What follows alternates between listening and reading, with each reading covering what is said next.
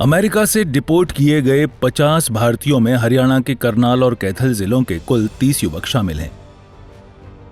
इनमें से कई युवक महीनों या सालों से अमेरिका में रह रहे थे। करनाल पुलिस के अनुसार 16 युवक डंकी रूट से अमेरिका पहुंचे थे, जिन्हें अब भारत वापस भेजा गया है। दिल्ली एयरपोर्ट से इन सभी को पुलिस ने रिसीव कर उनके परिवारों के हवाले कर दिया। डीएसपी संदीप ने बताया कि फिलहाल किसी एजेंट के खिलाफ कोई शिकायत नहीं मिली है, लेकिन जांच जारी है। जो जिला करनाल के जो टोटल 50 युवक वापिस हुए हैं, उसमें से 16 जो हैं करनाल के रहने वाले हैं, जो उनको उनके पेरेंट्स के हवाले कर दिया गया है। उसके बाद क्रिमिनल रिकॉर्ड वगैरह हो या कोई ऐसी जानकारी तो सामने अभी तो फिलहाल तो कुछ सामने नहीं आया।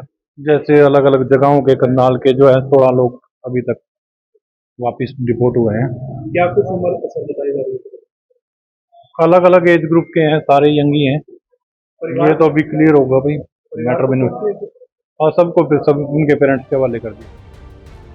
इसी तरह कैथल जिले के 14 युवकों को भी अमेरिका से डिपोर्ट किया गया है। इन युवकों को कैथल पुलिस ने दिल्ली एयरपोर्ट से रिसीव कर पूछताछ की। डीएसपी ललित यादव के नेतृत्व में सभी युवकों के दस्तावेजों की जांच की गई।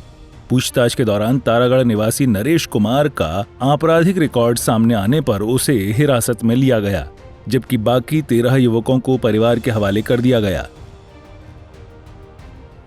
कैथल के 14 युवा आज ना दिल्ली एयरपोर्ट से यहाँ पर कैथल पुलिस लाइन में यहाँ पर लाया गया है, और मैक्सिमम वो लोग हैं जो अमेरिकन अथॉरिटीज़ ने इनको कैप्चर करके और इंडिया डिपोर्ट किया है, वही हैं ये 14। और जिसमें क्लायत ब्लॉक के 4 लोग हैं और पुंडरी ब्लॉक के 4 हैं, 2 प्रॉपर कैथल से हैं और 3 व्यक्ति अपने डांड ब्लॉक से हैं और एक अपना गुल्ला से है। तो इस तरह बताओ कब से वो रह रहे थे वहाँ पे, कितने समय से? ये सभी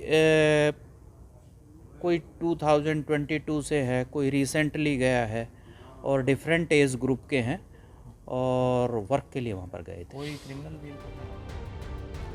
डिपोर्ट हुए करनाल के सगोही गांव के युवक रजत पाल ने अपने अनुभव साझा किए। रजत ने बताया कि पिछले साल 26 मई को वो अमेरिका के लिए निकला था। पनामा के खतरनाक जंगलों से होकर 12-13 लोगों के ग्रुप के साथ गुजरा। करीब 45 लाख रुपए एजेंट को देने के बाद अमेरिका पहुंचा, लेकिन वहां पकड़ा गया और डिपोर्ट कर दिया गया। अब रजत अपने पिता की हलवाई की दुकान पर काम कर रहा है। जिला करनाल है और मैं 26 महीने गए थे यहाँ पे। तो कौन से रास्ते से गए थे और क्या आपका मकसद था वहां जाने का? किसी को देखकर भाई बंधु को, या मतलब क्या मन में आया था? वो कोई दूसरे गए थे जो अपना लाइफ सेटल करने वास्ते जी। नीचे न गए थे, बाकी अपना हमारा रूट था सारा। सर बात ऐसी हुई कि एक मैं आपके पास आ रहा हूँ, कितने लोगों का ग्रुप था और कितने पैसे आपके लगभग दिया लगे? लगभग लगे होंगे जी 45 के ऊपर लग रहे, 12-13 बंदा ग्रुप।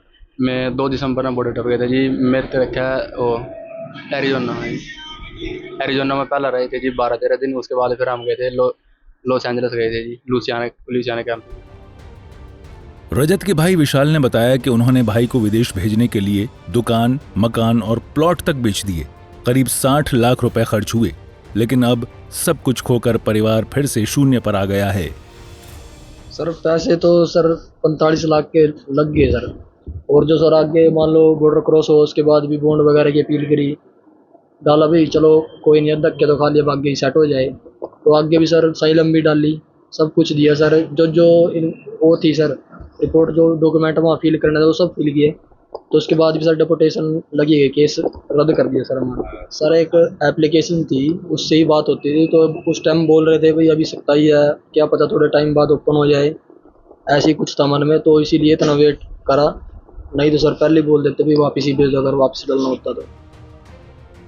डीएसपी ललित यादव ने कहा कि फरवरी महीने में भी कैथल के 18 युवकों को डिपोर्ट किया गया था। फिर भी जिले में एजेंटों का नेटवर्क सक्रिय है। वहीं इस पूरे मामले पर केंद्रीय मंत्री मनोहर लाल ने क्या कुछ कहा, सुनिए। मुझे पता है कि इसकी आलोचना लोग करते हैं। हम चाहते हैं युवकों को रोजगार मिले, उनकी कौशल, उनकी शिक्षा ये बढ़कर के हो। लेकिन जहाँ भी कहीं विदेश में जाना है विधिवत तौर तरीके से जाए, हम उसमें पासपोर्ट बनाने में भी उनकी सुविधा है, उनको सुविधा देते हैं, उनको वीज़ा लेके देने में भी सुविधा देते हैं, और वहाँ प्लेसमेंट में भी अभी फॉरेन कोऑपरेशन डिपार्टमेंट हरियाणा सरकार ने जो हमने बनाया था उसके माध्यम से इससे पहले भी काफ़ी बड़ी संख्या में लोग रोजगार के लिए जा चुके हैं।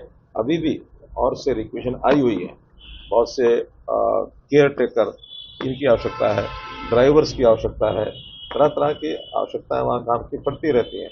मैं स्वयं विदेश में एक बार दुबई ऐसे जो एजेंट्स हैं जो विधिवत तौर तरीके से लोगों को लेके जाते हैं, उनसे मेरी मीटिंग भी हुई थी और हमें उन्होंने कहा था कि हम देश भर से 1 लाख लोगों को यहाँ लाने के लिए तैयार हैं। शर्त यही है कि विधिवत तौर पर वो जाए, बिना तौर तरीके से जाएंगे तो हर देश अपने अपने तरीके से काम करता है।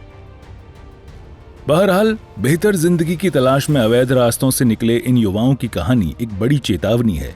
विदेशों में रोजगार के सपनों को पूरा करने से पहले अब जरूरत है सही जानकारी और कानूनी रास्ते की। ब्यूरो रिपोर्ट, सूर्य समाचार।